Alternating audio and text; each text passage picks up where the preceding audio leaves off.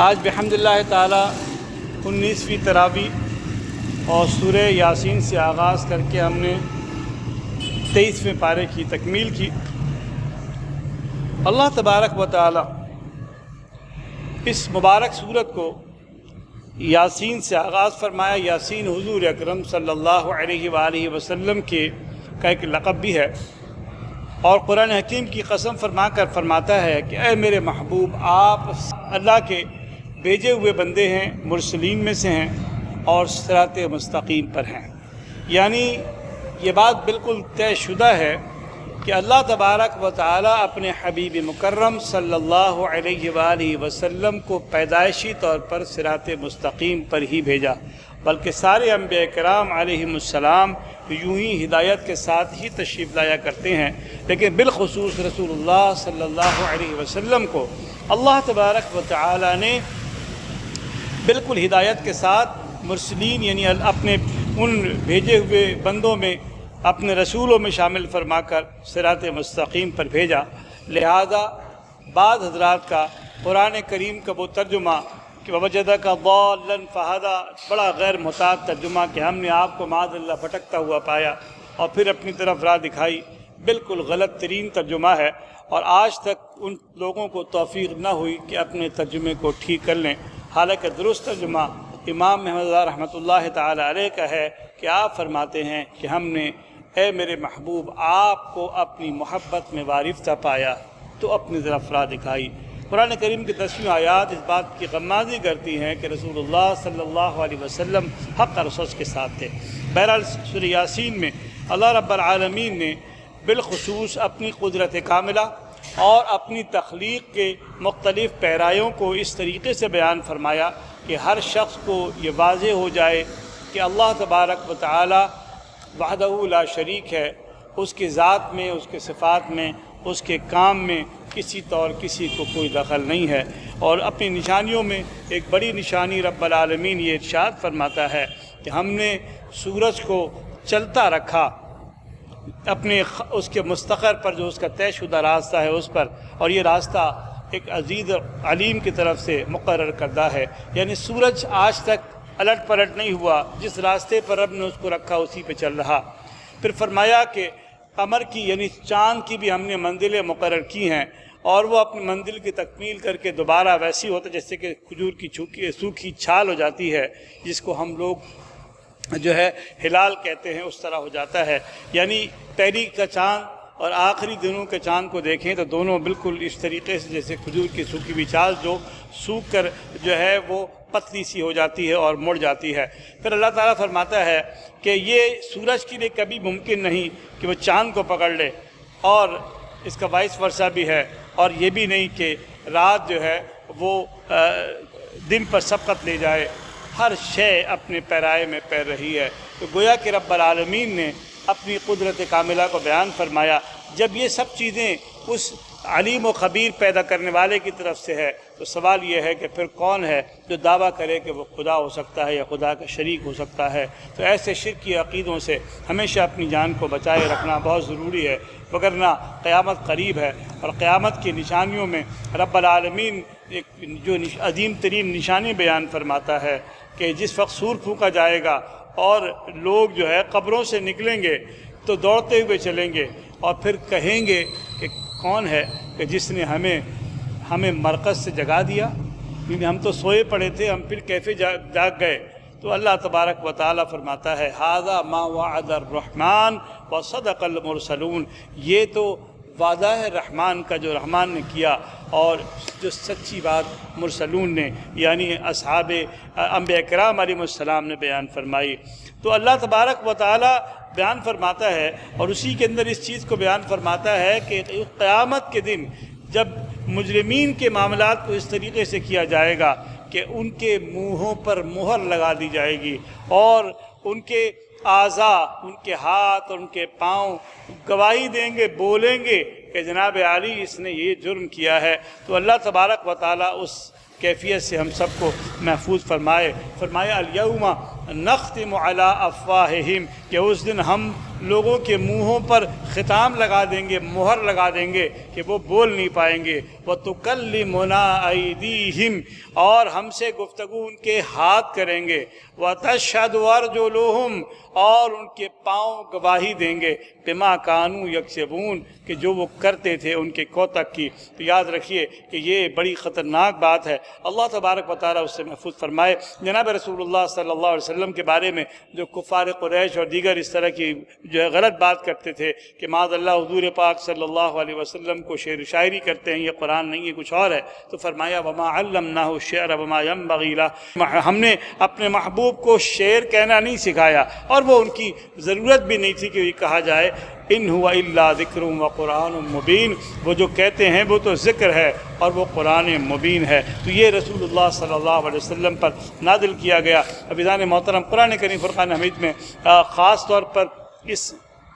جو سورہ یاسین کی آخر کی آیت ہے، اگر اس کو غور کر لیں تو پوری اس کائنات کی تخلیق کا پس منظر، پیش منظر اور آئندہ کی تمام چیزیں مکمل واضح ہو کر آ جاتی ہیں۔ سب سے پہلے تو اللہ تبارک و تعالی ارشاد فرماتا ہے کہ الذی جعل لکم من الشجر الاخضر نارا، کہ وہ وہی ہے کہ جس نے تمہارے لیے ہرے بھرے درخت سے آگ کو پیدا کیا۔ اب لوگ اس زمانے میں جو تعبیرات بیان کی وہ کی، لیکن دور حاضر میں ہم سب نے اس چیز کو جان لیا ہے کہ آج یہ جو ہرے بھرے درخت ہیں دراصل یہ آکسیجن نکالتے ہیں، اور آکسیجن ہی سے جہاں آکسیجن ہوتی ہے وہاں آگ لگتی ہے۔ گویا یہ ہرا بھرا درخت ہماری زندگی ہے، ہماری حیات ہے، اسی لیے پوری دنیا میں درخت بچاؤ مہم چلتی ہے اور درخت اگاؤ یعنی شجر کاری مہم چلا کرتی ہے۔ بدنصیبی شاید ہمارے ملک کی ہے کہ ہم نے روزانہ کے اعتبار سے اپنے ہزاروں سینکڑوں درخت جو ہے اپنے لالچ کے سبب اور اپنی کہنا چاہیے کہ اپنی غیر ضروری ضرورتوں کے سبب اس کو تباہ کر دیا اور نئے درختوں کے اگانے کی طرف کوشش نہیں کی۔ یہ وجہ ہے کہ ہمارے یہاں موسم بڑا سخت ہوتا چلا جا رہا ہے، سردیوں میں سردیاں نہیں پڑتی ہیں، گرمیوں میں گرمیاں ختم نہیں ہوتی، یعنی اتنی خطرناک صورتحال ہے، بارش کبھی ہوتی نہیں اور ہوتی اس قدر شدید ہے کہ سنبھالنا مشکل ہوتا ہے۔ تو دراصل یہ سب کچھ ہمارے شامات اعمال ہیں۔ تو اللہ تبارک و تعالیٰ فرماتا ہے کہ ہم نے ہرے بھرے درخت سے آگ کو پیدا کیا، فَإِذَا أَنْتُم مِّنْهُ تُوقِدُونَ، تو اسی سے جس سے تم جو ہے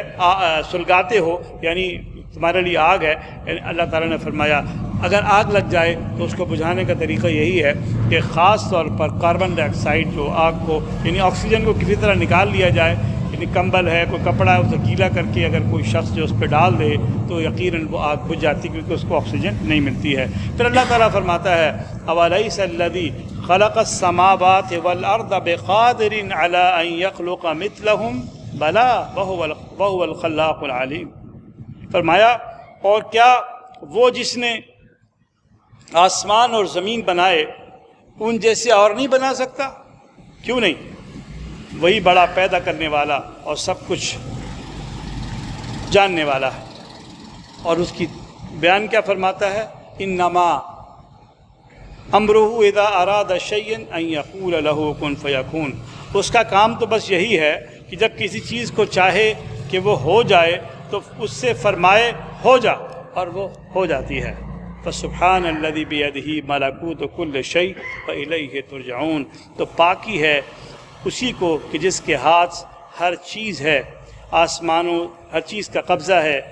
اور اسی کی طرف پھیر کر جانا ہے۔ صاحبان دی وقار، پھر سورہ صافات میں اللہ تبارک و تعالیٰ نے مختلف انبیاء کرام کے احوال کو بھی بیان فرمایا اور ساتھ ساتھ اس چیز کی طرف کہ قرآن کریم جو ہے وہ ایک اللہ کے کلام ہے، اور شیطان اگر اس کی طرف کوشش کرتا ہے لپکنے کی کہ شاید کچھ سیکھ جائے تو اس کو مار پڑتی ہے۔ اللہ رب العالمین نے ان تمام اقوام کا گاہے بگاہے ذکر فرمایا کہ جو اللہ تبارک و تعالیٰ اور اس کے انبیاء کے منکر ہوئے اور ان پر عذاب نازل کیا گیا۔ پھر ان انبیاء کرام پر سلام بھیجا گیا، یکے بعد دیگرے متعدد انبیاء کرام کے نام لیے گئے اور ان پر سلام پیش کیا گیا اور انہیں فرمایا کہ کذالک ننجی المؤمنین، اور اسی طریقے سے ہم مومنین کو جو ہے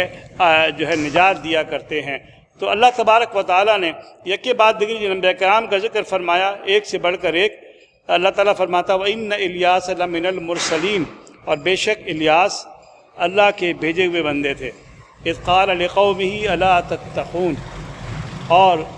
آپ نے فرمایا اپنی قوم سے کہ میری قوم تم متقی کیوں نہیں بنتے، ڈرتے نہیں اللہ تعالیٰ سے؟ تم جن کی پوجا کرتے ہو اور وہ احسن الخالقین کو چھوڑ جاتے ہو،